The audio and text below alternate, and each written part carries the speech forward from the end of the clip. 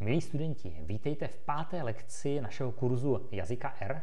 V této lekci probereme dvě témata, která spolu tak moc nesouvisí, ale nějak mi vyšly na jednu lekci obojí. První bude kratší téma, budeme se bavit o příkazu table, a druhé bude trošku obsáhlejší a tady se budeme bavit o práci s textovými řetězci.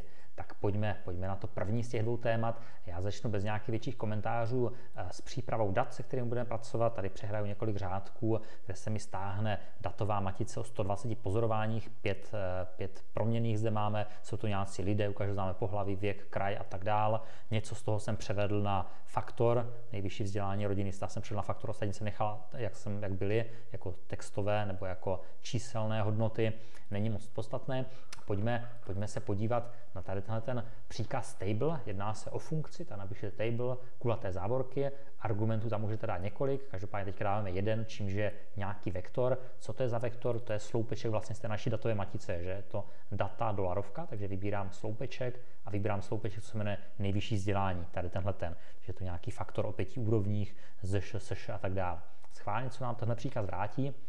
Pojďte, vrátil nám tady něco, co vypadá jako číselný vektor se jmény, kde mi to říká, hele, lidi, kteří mají základní školu, je zde 13, lidi, kteří mají SŠ bez maturity je 5, SŠ s maturitou 38, VOŠ 4, VŠ 60. Takže on vlastně spočítal nějaké četnosti. Zkusme ještě na rodinném stavu to použít.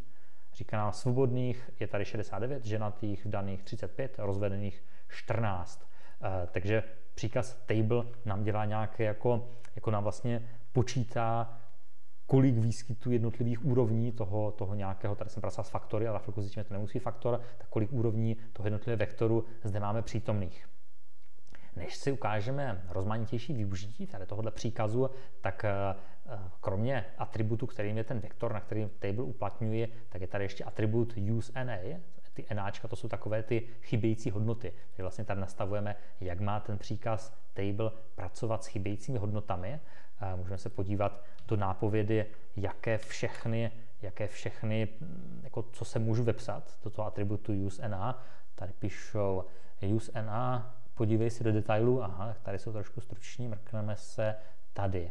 useNA říká, co dělat s chybějícími hodnotami a může tam být no, to znamená enáčka vykopni, na ty s těma nepracuj, nebo pokud tam nějaké enáčka jsou, tak je spočítej taky, nebo always, to říká vždycky tady měj úroveň NA, i kdyby tam žádná nebyla, tak tady bude NA 0, nebo to je asi všechno.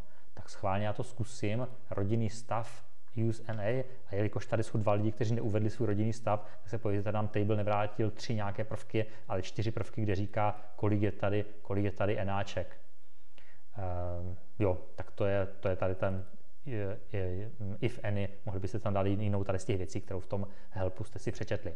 Já jsem tu teďka používal table pouze na faktory, mohl bych to klidně použít na číselný vektor. Tady máme věk, podívejte se, to je vektor 120 čísel, když tady použiju table, řekneme je 14letý je tam 1, 15letí tam jsou 2, 16letí 2, 17letí 1, 18letých 7. Vlastně tady ten první řádek, by to jsou čísla, tak to jsou názvy těch jednotlivých líbečků a tady tohle jsou ty hodnoty, kolik tam je. Mohl bych s tím pracovat v podstatě podobně jako s nějakým číselným vektorem, byť teda pro R to není číselný vektor, ale má to uložené jako, že to je nějaký objekt table. Table nemusí přijmout jenom jediný vektor, se kterým pracuje, může jich přijmout víc, tehdy pracuje jako kontingenční tabulka. Koukněte, vezmu tady to nejvyšší vzdělání a pohlaví. On mi vrátí takovouhle jakoby matici, která obsahuje na řádcích to první, co jsem mu dal, nejvyšší vzdělání, na sloupcích to druhé, pohlaví. Takže říká, základku muži mají 2, ženy 11, SŠ bez maturity muži 2, ženy 3 a tak dál, až po vysokoškoláky, kde mužů 17, žen 43. Říkal jsem, že první jsou řádky, druhé jsou sloupce, tudíž záleží na pořadí. Kdybych to dal naopak, pohlaví a teprve pak nejvyšší vzdělání, tak se podívejte, vyjde tabulka se stejnými čísly, ale vlastně transponovaná. Jsou tam naopak řádky a sloupce. To je dobré si uvědomit, někdy je to hezčí takhle, někdy je to hezčí takhle, bude se nám to hodit. Kdyby vám byly 2 rozměry málo, tak ERKO nemá problém pracovat s kontingenčními tabulkami, které mají třeba 3 rozměry. Nejvyšší vzdělání, pohlaví a ještě rodinný stav. schválně co udělá, jak to nakreslí, tu kostku. No on to nakreslí po plátcích. Když jsme se bavili kdysi o array, což byla taková ta vícerozměrná matice, tak úplně stejně pracuje tabulka. Napíše tady, svobodní to mají takhle tak, muži, ženy ze vzdělání, ženatí vdaní to mají takhle tak, muži, ženy vzdělání, rozvedený, rozvedená to mají tady takhle tak.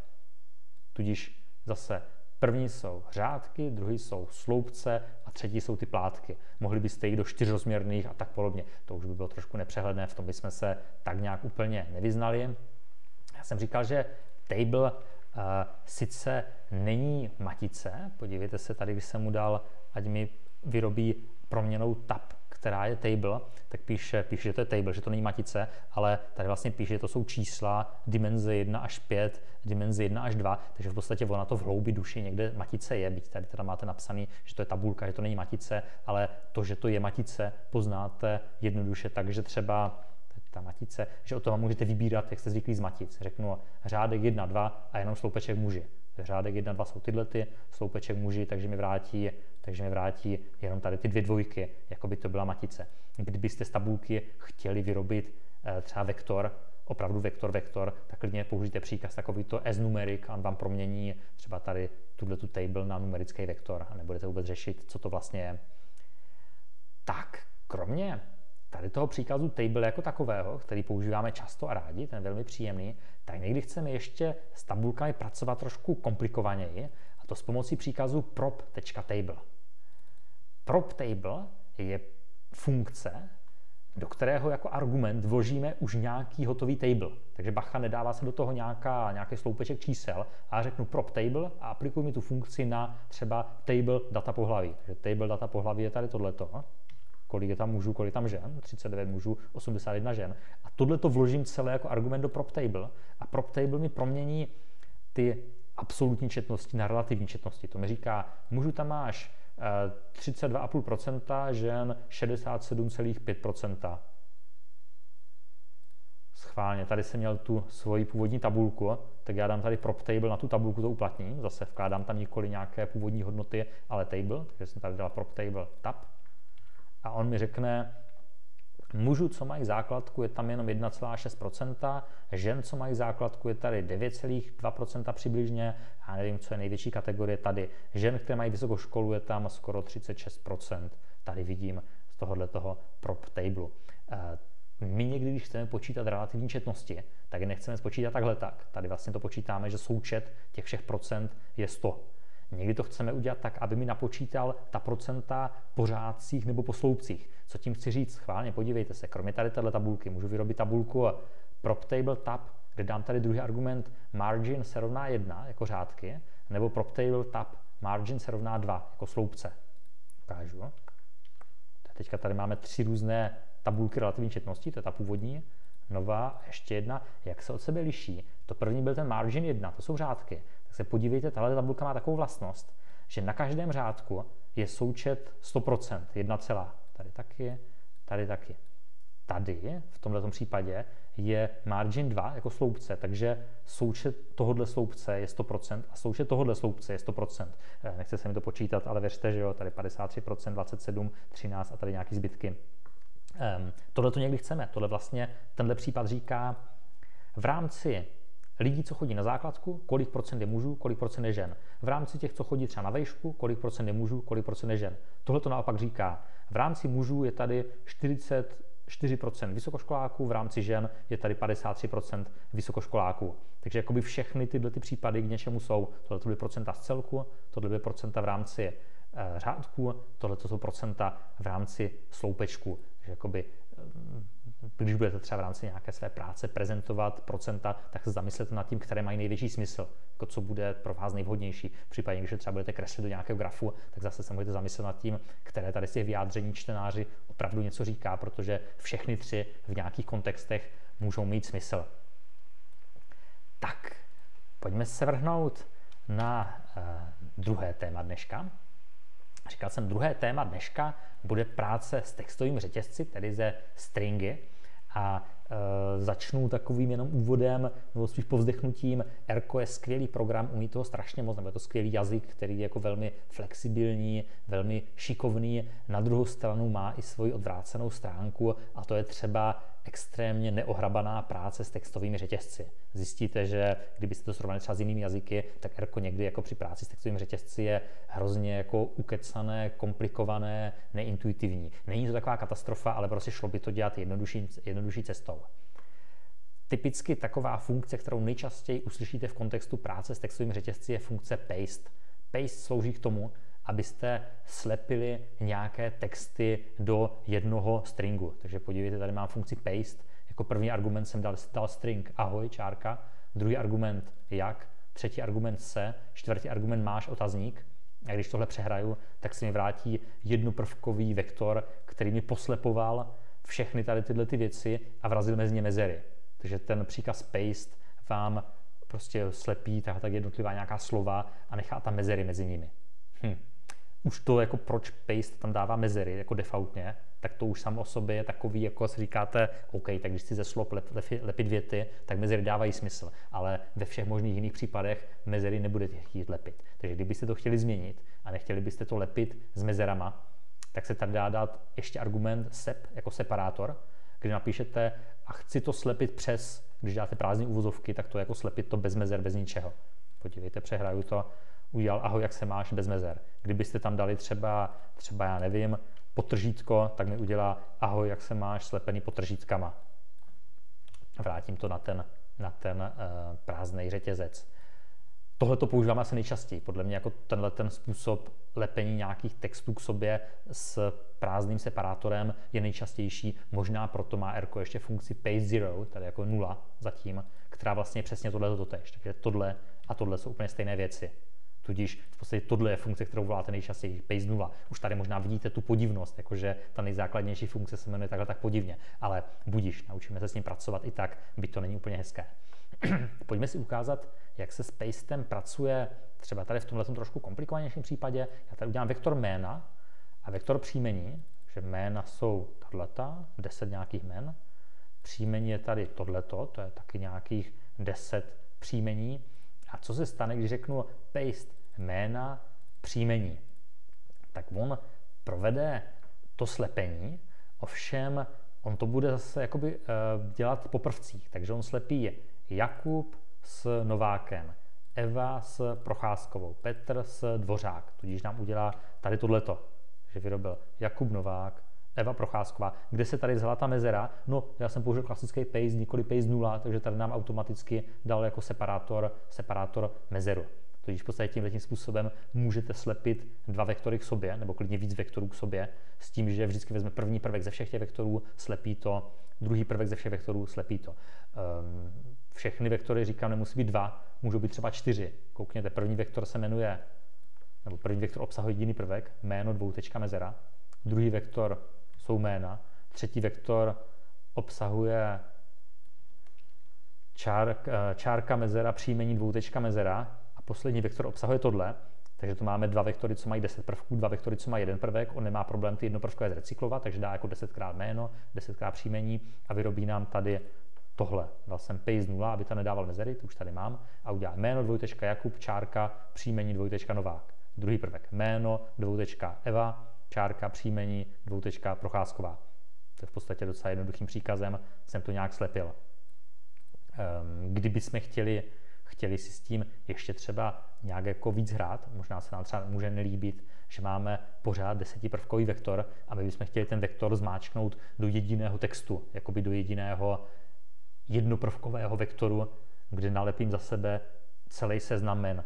Tak na to ještě existuje jeden atribut, to je atribut collapse, kdy zase použiju paste, dám jména příjmení, takže my už víme, že nám dá jméno vždycky první, mezera, protože tady separátor není napsaný, ta separátor je mezera, příjmení první, pak dá jméno druhé, mezera, příjmení druhé a tak dál. A to, co vznikne, ten vektor 10 jmen, mezera, příjmení, nám nakonec tady s pomocí tohohle kolaps sloučí do jediného prvku. A možná nebudu povídat a ukážu to, takže nahrál jsem to do proměnné studenti a proměnná studenti je jednoprvkový textový vektor, který zní Jakub Novák, čárka, Eva Procházková, čárka, Petr Dvořák, čárka, Lucie Svobodová. Pojďte se, že opravdu je to tady studenti je opravdu jediný vektor, co má jediný prvek. Není to charakter 1 až 10, je to charakter prostě jenom jeden. On to nepíše, když je tam jeden prvek. Takže pamatovat si, někdy je to trošku neintuitivní, když pastujete, když spojujete nějaké textové řetězce, tak si vzpomenout, že jsou tady dva operátory. Jeden je sep jako separátor, ten se týká lepení prvků v rámci těch jednotlivých vektorů. Druhý je kolaps, který mi říká, když to potom chceš ještě do sebe jako celý zhroutit do jediného prvku, tak to ještě znovu se ptáme, jestli mezi to dávat nějaké jako další oddělovače nebo ne. Někdy možná nás to bude trošku jako trápit, co je sep a co je kolaps. Zkuste klidně metodu pokus omyl, časem se vám to pro vás stane intuitivní, nebo možná ne, protože práce s těmi texty je v Rku prostě taková jako blbá. Tak někdy chceme pracovat opačným způsobem. Není to tak, že máme textové vektory a my chceme nějak lepit. My někdy chceme naopak jako rozlepovat, my chceme někdy rozbít na nějaké části. To je poměrně časté. Třeba nevím, fakt dostanete tenhle ten textový řetězec, Jakub Novák, čárka, Eva Procházková, čárka, Petr Dvořák a tak dál. A někdo vám řekne, hele, udělej mi z toho tabulku, tak byste to mohli někde jako přepisovat, nějak to jako komplikovaně rozdělovat, anebo to s pomocí nějakých funkcí zase jako rozeberete. Výborná funkce je str split, jako string split, to znamená jako rozdělit řetězec textový, kde mu řeknete, jaký textový řetězec rozdělujete, takže ten textový řetězec studenti, tady tenhle ten, a na základě jakého separátoru to máte rozbít, tady ten argument split, a já mu řeknu, hele, kdykoliv tam uvidíš řetězec čárka mezera, to je tady tenhle ten, jo, čárka mezera, tak tam to rozstřihni. Tak co udělá? To rozstřihl a vyrobil tady tohleto. Jakub Novák, Eva Procházková, Petr Dvořák, Lucie Svobodová, Tomáš Kovář a tak dál. Pozor, tady ten string split vám vrací vždycky list. Všimněte si to, co nám vypadlo, tak to je jednoprvkový list. Proč to tak je? No je to proto, že já tady ten vektor studenti, já bych mohl dát vektor studenti, co má víc než jeden prvek, který má třeba 10 prvků a z každého on vyrobí nový vektor, takže je to vlastně, že by mi teďka vrátil vektor vektorů, což v Rku nefunguje, proto on vrací list. On vrací list, který bude mít tolik prvků, kolik měl tady tenhle ten textový vektor, měl jeden prvek, vrátil jednoprvkový list, kdyby tam bylo víc těch seznamů, tak by vrátil prostě víc tady těch listů. Tak jenom pozor, kdybyste chtěli vzít jenom tohleto, nikoli jednoprvkový list, tak tady za to musíte ještě napsat do hranatých závorek jedničku. Podívejte, teďka to, co mi dal, už je string, už to není list, který obsahuje tady ten charakterový vektor. Tak, ještě poznámka tady k tomu rozstříhávání. Někdy je bezpečnější sem ještě přidat argument fixed se rovná t. Ono to udělá to též teďka, ale někdy by to udělalo něco jiného. Proč to tak je? Protože Rko někdy, za určitě okolností, tady tenhle ten argument split nebere jako textový řetězec, který tady má hledat. Někdy si řekne, tyjo, nepoužívá ten uživatel náhodou regulární výrazy. Co to jsou regulární výrazy? Regulární výrazy jsou takové jako speciální způsob, jak zakódovat nějaké pravidlo práce s textem, jak identifikovat nějaký kousek textu. A tady ty pravidla jsou docela složitý. Já jenom nechci vás učit regulární výraz, já sám třeba nějak moc nepoužívám, sám k ní moc nelnu. Třeba já nevím, regulární výraz může být nějaký jako zvláštně zakódovaný soubor pravidel, který vám říká, když si budu procházet text, tak tady můžu najít nějakou změť řetězců, která je mailovou adresou. Takže můžete mít třeba regulární výraz, který říká, tohle je e-mail a naopak tohleto e-mail není. Ukážu vám zrovna, tady jsem si to hledal, jak vypadá regulární výraz na identifikování e-mailu. Třeba takhle, to je jako divný, tady tenhle textový řetězec je regulární výraz, nebo třeba taky takhle, ten je trošku účinnější, to je úplně šílený, tomuhle jako kdo rozumí, co to je za kód, tak OK, já třeba takhle tak daleko úplně nejsem s regulárními výrazem, abych tohleto dokázal sám napsat a vyplodit a ani není podstatou tohle kurzu se to naučit. Tak jenom vězte, že když mu tady řeknete fixed true, tak tím mu řeknete ne, tohle není regulární výraz, to je fakt jenom čárka a mezera. Když mu to tam nedáte, tak on, když v tom pozná regulární výraz, tak může začít dělat nějaké divné věci, takže doporučuji tady to fixed true tam dávat bezpečně skoro vždycky. Tak já jsem říkal, string split mi vyrobí tohleto. Klidně byste mohli říct, já to chci ještě rozštípat, každý z těch prvků zvlášť na jméno a příjmení. Já to nechci mít jako Jakub Novák dohromady, Eva Procházková dohromady, já to chci rozbít, tak já tady udělám string split znovu v tom string splitu. Takže já tady můžu dát, koukněte tady vevnitř, je string split studenti podle těch podle té čárky a mezery a vezmu jedničku, takže vlastně udělám to, co jsem udělal, tady tohleto.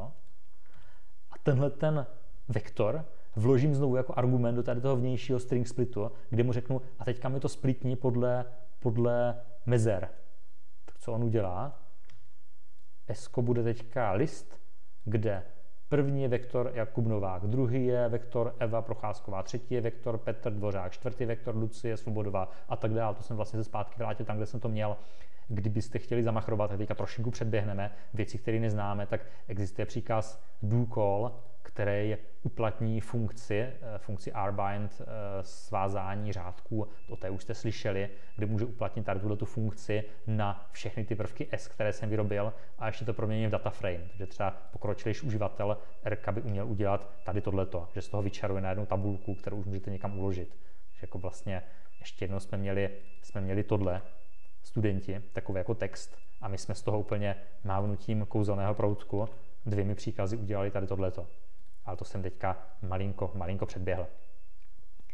Tak opustíme lepení vektorů i rozdělování vektorů. Pojďme se podívat trošku na orientování se v textových vektorech. Já tady načtu další nějakou datovou matici a spojím, tady cbind znáte, že to je spojit jako po sloupcích nějaký 2 objekty, protože mám tady objekt data, to byli ti lidi, muži, ženy různých věků a mám tady soubor, ze kterým jsem pracoval dřív, nebo datovou matici, kterou jsem pracoval dřív, RSS, to byly ty výsledky Rosenbergovy škály self-esteemu, jako sebepojetí. Tak já vezmu tady ty 2 věci, protože dejme tomu, že to k sobě patří a vyrobím z toho nový objekt data, který tady, když si vypíšu vršek, tak mám tady u každého človíčka pohlaví, věk, z jakého je kraje, nejvyšší vzdělání, rodinný stav a pak tady mám napsaný, jak odpověděl na první položku v Rosenbergově testu sebepojetí, v druhé položce, 3., 4., 5. až 10. Takhle může vypadat třeba vaše datová matice, ze kterou pracujete na diplomku. Já jsem tady vyrobil tak, jako jsem lepil nějaké věci dohromady, vy nejspíš si přečtete někde z Excelu. To zjistíme ještě za chvilku, jak se čtou jako nějaká data někde uložená. To nás zatím nezajímá. Tak, ale co by nás třeba mohlo zajímat je, já třeba chci teďka pracovat pouze tady s těmi sloupci RSS 1, RSS 2, RSS 3, RSS 4, RSS 5 a tak dál.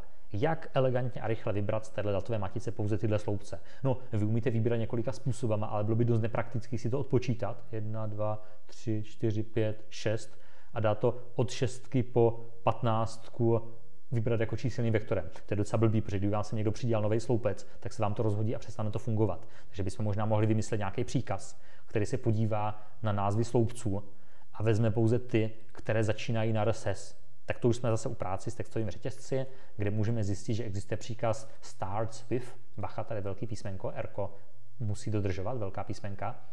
Kdyby jsem řekl, použij mi funkci starts with na call names data. Co jsou call names? To jsou názvy sloupců. Jo? To je takovýhle textový vektor, který říká, jak se jmenují sloupečky jednotlivé. A druhý argument je prefix. Prefix je RSS. Takže vlastně tady tato funkce mi vrátí logický vektor, který říká, které tady z těchto prvků začínají na předponu RSS. Pochopitelně co začíná na RSS? Začíná pohlaví, ne, věk taky ne a tady. Ten začíná na RSS, ten začíná. Takže ten příkaz mi vrátí logický vektor, říká, první sloupeček ne, druhý taky ne, třetí taky ne, čtvrtý taky ne, pátý taky ne, ale 6., 7., 8. až 15. ano. Docela hezký.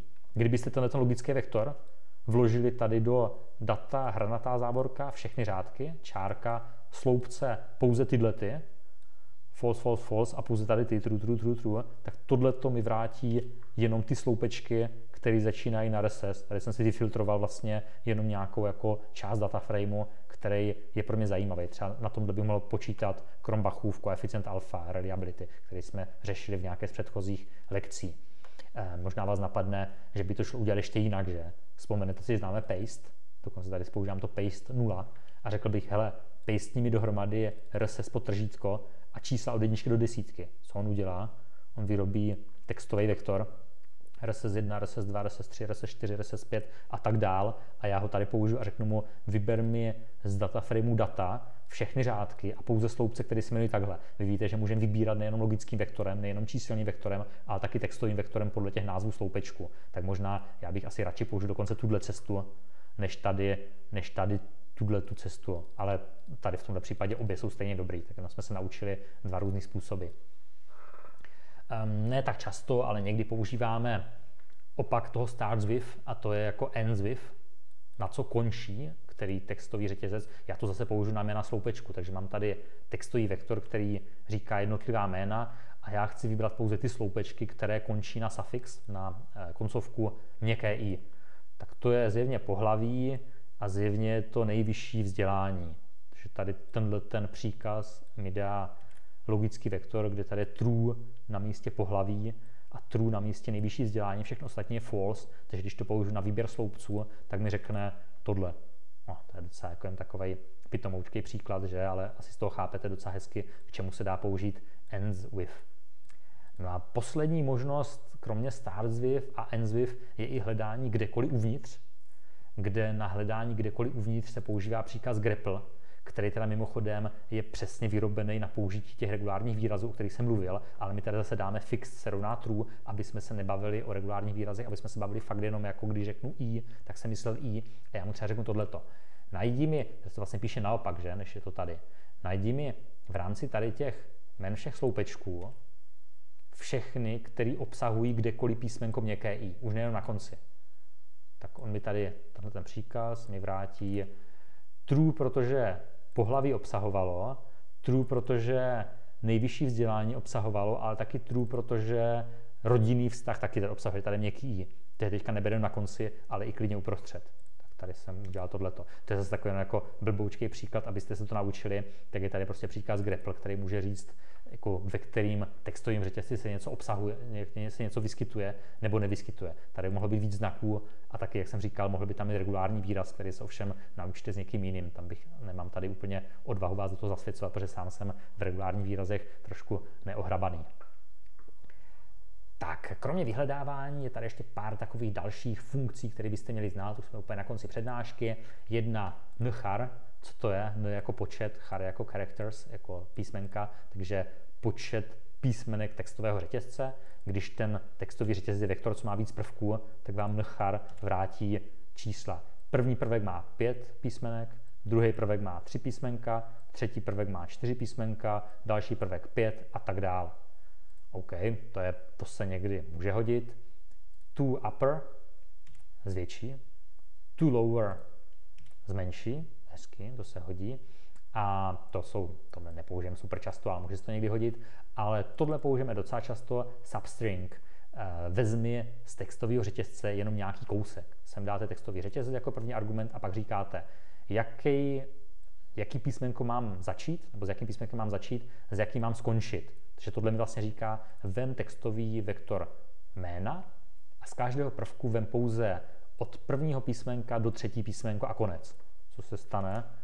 Jak místo Jakub, Eva zůstala, místo Petr jenom Pet, místo Lucie Luc a tak dál. Takže jak vidíte, on to odsekl. Ale mohli bychom si s tím pohrát jako trošku zajímavěji. Můžu říct, hele, vem vektor jména a u každého jména začni od druhého písmenka, to znamená vynech první a vem písmenka až po, a tady není číslo, tady jsem napsal nchar jména místo 1. Co je nchar? To byly ty délky těch jednotlivých jmen a já říkám -1, takže to je o jedno před koncem zastavit, takže mu vlastně říkám, vem z každého jména všechno kromě prvního a posledního písmenka.